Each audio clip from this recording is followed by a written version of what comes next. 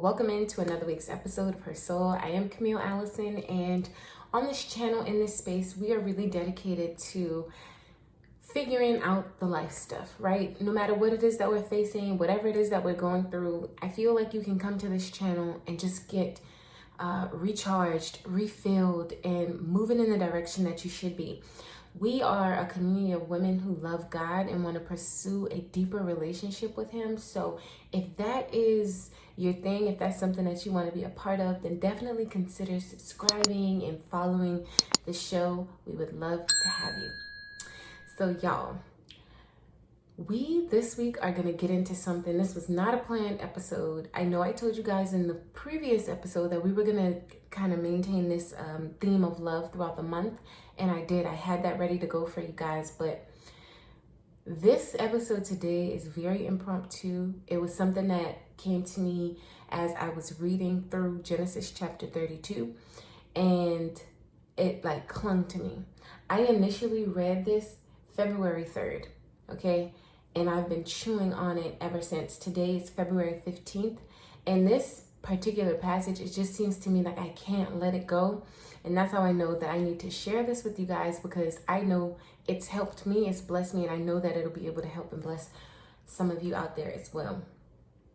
So Genesis chapter 32, verses 22 through 32. This is our focus verse for this week's episode, and this is going to seem like a Bible study. So if you are listening in the car, if you're driving and you're listening in the car, listen to it. But if you are at home and you are in a place or a setting where you can get out some notes, if you can get out your Bible, then definitely do that, because in and of itself, this is a Bible study, and this is how we are doing things today. That's just what I'm going to say. I'm going to walk you guys through this thing verse by verse. It's the latter portion of the chapter, so just verses 22 to 32. And let's see. I'm going to read it to you. I debated on if I should read it to you, but I am. I'm going to read it to you and follow along if you can. But we are going to go and break this thing down even further. So it says, that night Jacob got up and took his 2 wives, his 2 female servants, and his 11 sons, and crossed the ford of the Jabbok. After he had sent them across the stream, he sent over all his possessions. Okay, so just to set the scene so you understand what's going on, Jacob has heard that his brother Esau is in town, okay? And Jacob is afraid, because if you remember, we talked about this way back when we were talking about Genesis and Jacob and Esau in particular. Remember, Jacob tricked Esau out of his birthright, and he was very deceptive, and Jacob received the birthright, but Esau was very angry at that. So mad, in fact, that he wanted to kill his brother. So they haven't talked in all these years, and Jacob is thinking that, oh shoot, Esau is coming, he is going to kill me. So that's where we see Jacob. He's like already sent all these gifts to Esau to try and mend things and sweeten them up a little bit. He's not sure if it's worked, but Jacob right now is trying to flee. In a nutshell, okay? Continuing with verse 23. So he's packed up all his family, essentially, okay? All his family and his things. And so verse 23 says, after he had sent them across the stream, he sent over all his possessions. So Jacob was left alone, and a man wrestled with him till daybreak. When the man saw that he could not overpower him, he touched the socket of Jacob's hip, so that his hip was wrenched as he wrestled with the man. Then the man said, let me go, for it is daybreak. But Jacob replied, I will not let you go unless you bless me. The man asked him, what is your name? And Jacob, he answered. Then the man said, your name will no longer be Jacob, but Israel, because you have struggled with God and with humans and have overcome. Jacob said, please tell me your name. But he replied, why do you ask my name? Then he blessed him there. So Jacob called the place Peniel, saying, it is because I saw God face to face, and yet my life was spared. The sun rose above him as he passed Peniel, and he was limping because of his hip. Therefore, to this day, the Israelites do not eat the tendon attached to the socket of the hip, because the socket of Jacob's hip was touched near the tendon. Y'all, it is so much to unpack. This portion of the chapter is so rich, and I'm gonna break it down because there's so much in it to unpack, even to the point of where as I'm unpacking it, I still feel like there's even more to it that I still haven't yet unpacked. All right, so let's start with verses 22 through 23, the opening verses. So we see Jacob is sending his family and all of his possessions over the river. The key thing that I wanted, or that I highlighted in my study time, was that after he did this, it says that he spent his last night on the east side of the Jordan River. He spent his last night on the east side of the Jordan River. The header to this section of the passage is called Jacob Wrestles with God. So we know that Jacob is wrestling with a man, and we come to find out that that man was actually God, right? So Jacob wrestles with God. In the first opening verses, it says that he spent his last night on the east side of the Jordan River alone. So two things, his last night, right? In the place of his before, essentially. Because we see in the passage that Jacob is blessed with a new name. He's given a new name, which means he's no longer Jacob, the deceitful one. His name is changed to Israel, which means he struggles with God, right? So he's spending his last night on the east side of the Jordan before everything changes. This is his last night. And even significantly so, he's spending it alone. Jacob had a whole crew of people, the wives, the servants, his children, the possessions, everything with him. He sent all of that away. And it rang out to me so loudly because it's God had to get Jacob alone. In order for God to really reach him, in order for God to really show him what he needed him to know, God had to get Jacob alone. And it speaks to someone who might be in an isolating period. To think of it this way, God had to get the busyness from around you. All of those people, all of those things Jacob had around him could have distracted him, given him a million things to focus on, but the thing that God needed him to. And so the same for any of you who might be in a season where you feel like God has you isolated. God has to take you out of the noise. There's some distractions that God wants to limit and remove so that he can really deal with you. Jacob wrestled with God. So we know God came to Jacob and it was like, I'm going to deal with you and I'm going to make sure that all of this is settled once and for all. And I think as believers, as Christians, I think going through life sometimes we find ourselves in these different seasons. And the one question we always ask is, why, Lord? Why is this happening to me? Why am I the one dealing with this? So if this is you in this season of isolation, pay attention to what it is. God, there's something that God has to deal with you about that can't be dealt with while you've got everybody else around you. So as soon as Jacob sends all of his family away, as soon as he sends them across the river, immediately following verse 24, we see Jacob wrestles with a man until daybreak. That means Jacob spent all night wrestling with the man who we know now to be God, right? Commentary that I was using to help me kind of dig into this a little deeper. One of the notes said Jacob didn't wrestle with the man. Rather, the man wrestled with Jacob. That's specific to the text. And basically pointed out the fact that God wanted something from him. God wanted Jacob's pride. He wanted his self-reliance and his fleshly scheming. And he came to take it. So this is what I'm saying. And this is what I think we can gather from this. Whether you're ready or not, whether you see it coming or not, there comes a point in all of our lives. There is a thing that we are holding on to that we shouldn't necessarily be doing. And God is going to confront us about it. So we see that Jacob wrestled with this man all night until daybreak.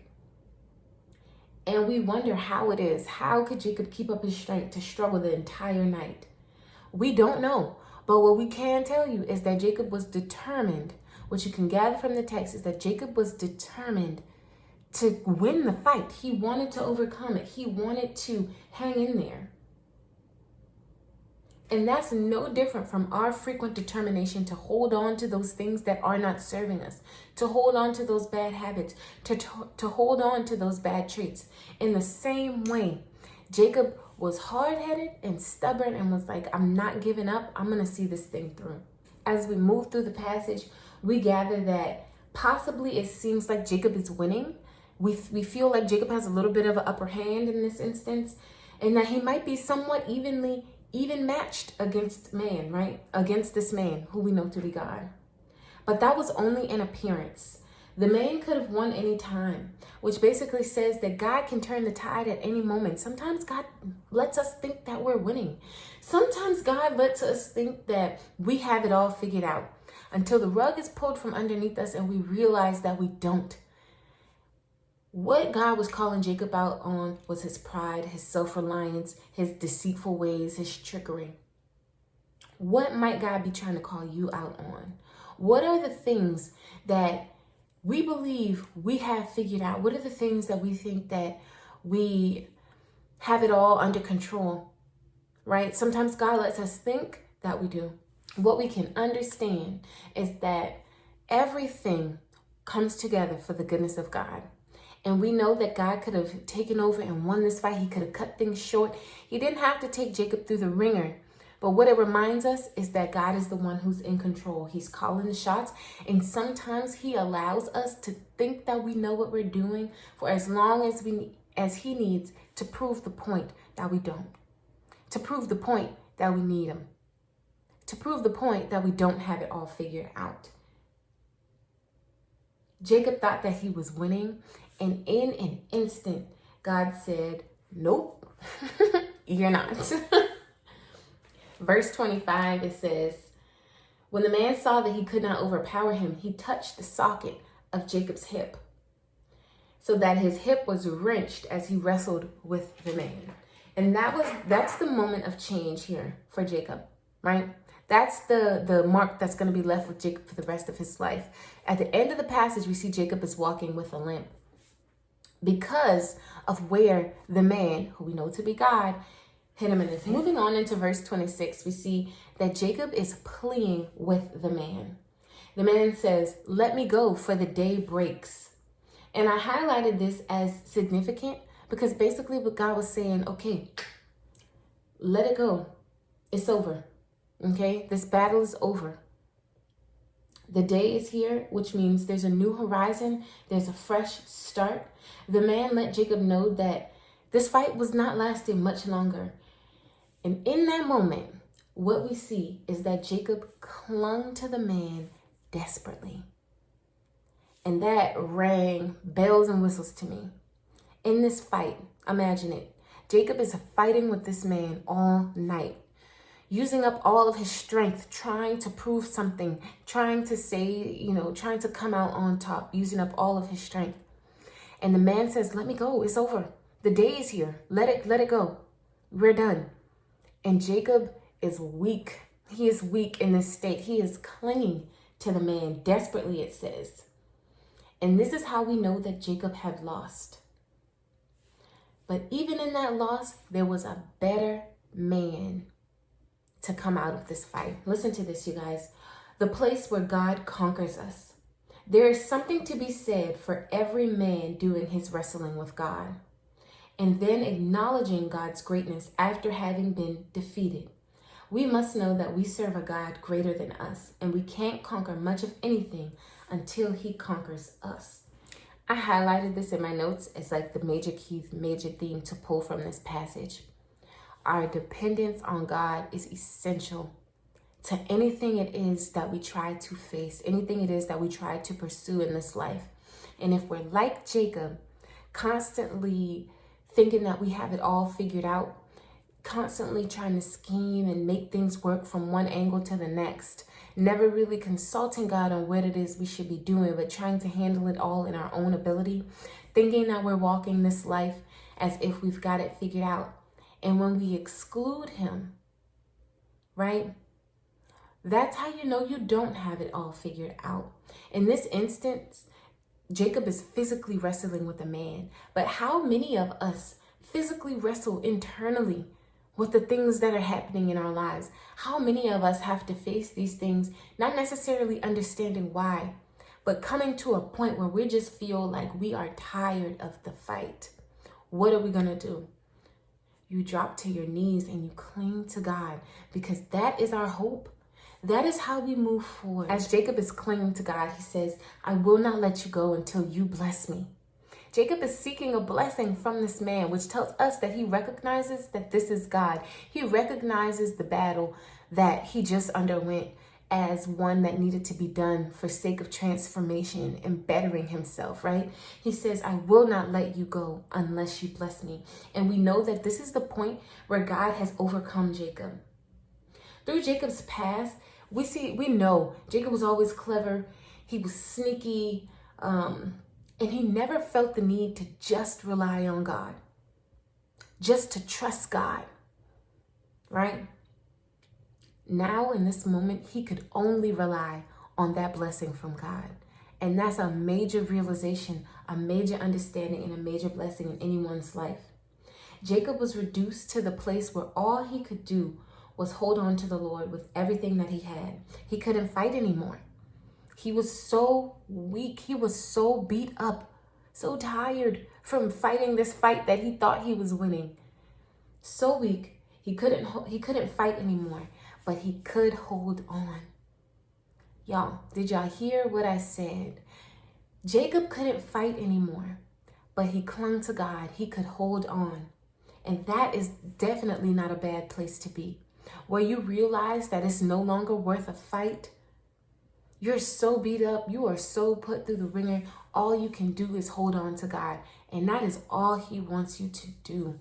Moral of the story, depend on God. Moral of the story, rely on him, trust in him, and cling to him. Remember, we talked about prior to this chapter, Jacob got word that Esau was coming. Jacob thought that Esau was the enemy he should be running from.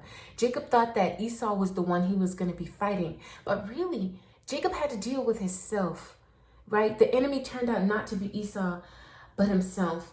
The commentary said, before Jacob could be delivered from the hand of his brother, he had to be delivered from his own self-will and his own self-reliance. Jacob thought that the enemy was Esau, but the real enemy was his own carnal, fleshly nature, which had not been conquered by God. How many of us are distracted by other things we think are getting in our way? How many of us think that it's all these external factors stopping us from living out the life that God has for us, when in all actuality, it could be us? But we haven't taken the time to even stop and consider, reconnect with the Father and ask him what it is that we're missing. As we continue to move through the text, verses 27 through 29, Jacob's name is changed and he is a blessed man. So Jacob goes from Jacob, which ultimately means a deceitful one, to Israel, which means he struggles with God. I want to highlight this specifically because this, I think, is very important to what it is that we're going to have to do. Verse 27, the man asked him, what is your name? And of course, God knows that his name is Jacob, but God is making him say it. God is making him call himself out. Remember, Jacob means the deceitful one. So God is saying, what is your name? God is telling you, says, what are you marked by? What is the thing that's inhibiting you? Of course, Jacob knows his name, but God is making him verbalize it. He's making him call it out so that we can deal with it. You know, a lot of change in our life happens when we first recognize where the change area needs to happen. When we recognize the fault, when we call it out, then we can move forward. Okay, commentary said, perhaps there was some shame admitting that his name was Jacob, especially with all of its associations as deception and cheating. Yet this was who he was, and Jacob had to admit it. You've got to admit who you are to yourself so that the realization can settle in and take place, and God can take the time to do the work to make the change. Does that make sense? So God made Jacob call his own self out, and he changed his name to Israel, which means he who struggles with God. Some people believe that that also means God rules. At the end of verse 28, as God is changing Jacob's name, he says, your name will no longer be Jacob, but Israel, because you have struggled with God and with humans and have overcome. And I'm thinking about, what do you mean he overcame? Didn't God win that battle? Didn't God win that fight? But my commentary goes further to say that Jacob prevailed because he lost. And I thought that was so powerful. He won because he lost. He won because he submitted to God's will. Sometimes we might think that our loss, that us losing the battle is the final thing, but we have to ultimately consider ourselves victorious, because in our loss with that thing that's keeping us back, right? In our struggle with that, when we lose that, we win because we've recognized the importance and the necessity of God in our life. We've recognized the need to rely on him. So a loss, while it might seem like a loss by the world standard, as a believer, is actually a win and something that we should have hope in. Jacob endured his struggle until God ultimately conquered him. What a blessing to be conquered by God and to walk with him in the way that he would have it. Against God, we can only win by losing, because we ain't going to win against God. Let's be real. With this name change, this is an ultimate blessing to Jacob, and it's the blessing of being defeated by God, right? In this moment, we see the passing of the old life, which was Jacob, and the coming of a new life, which is Israel. The commentary speaks, he says, he blessed him there at that particular place, right? And in that place, as the place of trial and testing, that's where Jacob received his blessing. That was a place of intense pleading to God. That's where Jacob got his blessing. The place of seeing the face of God, that is where Jacob got his blessing. The place of conscious wickedness, that is where God blessed Jacob. For all of this, for all of us, this is a sign of hope in a place where we think there is no hope. When you find yourself in the middle of a trial, being fully tested, know that there is a blessing coming. When you find yourself in a place begging with God, begging to relieve you from whatever it is that's on your back, begging for him to take you into a better season, know that this is the place where a blessing is coming. The place where you are sitting face to face with God, seeking him on every account. Find hope and know that this is where your blessing is coming. And in the place where you can finally recognize the error of your ways, the parts of your heart that are muddied and need to be remedied, that is the place where you can expect to find your blessing in God. When it seems like there is no hope, know and stand firm that there is hope, that all is not lost. All is not lost. Verses 30 through 32, we see basically two memorials are happening with this event. So it says, so Jacob called the place Peniel, saying, it is because I saw God face to face, and yet my life was spared. The sun rose above him as he passed Peniel, and he was limping because of his hip. Therefore, to this day, the Israelites do not eat the tendon attached to the socket of the hip, because the socket of Jacob's hip was touched near the tendon. Peniel means face of God. So at that place, right before Jacob was about to cross over the Jordan River, this is the place that he named Peniel, because this is a place where he saw the face of God. He knew that the man he fought was actually God. He knew that it was only by God's grace and mercy that he even escaped with his life. The second thing that's highlighted in this portion of the text, which is highly important to mention, is that Jacob left the scene with a limp, okay? And it says a perpetual limp. Jacob would remember his being conquered by God with every step he took for the rest of his life. His stubbornness, okay? Jacob's stubbornness, his will to hold on to the things that he knew. Remember when the man hit Jacob in the hip? This has left him with a lifetime injury, but a lifetime reminder of the moment that he thought that he could do better than God, the moment that he thought that he could win against God. He would walk the rest of the days of his life with that limp. And as the text said, with every step he would take, he would remember. But honestly, while that seems like such a big thing, that is a small price to pay for the gift of God. It makes me pause to take a minute and think, are the things that I'm holding on to worth it? When ultimately I know the gift of God surpasses any other thing it is that I think I know, could possibly know, is it worth it? Will I walk around with a limp the rest of my life? because I thought I knew better than God? Or will I just fall to my knees now and trust him anyway, cling to him anyway? And that's the question I want you guys to ask yourselves. You know how it ends. You know what the better choice is. Are you going to remain in your stubbornness, or will you be set free and just cling to God anyway? I'm going to leave that here. I'm going to leave that here for this week. Let me know, did this text bless you? Open your eyes to as many things about yourself as it opened my eyes to as many things about myself. I am amazed by how God speaks to me and how rich and powerful the text is. You know, let me know.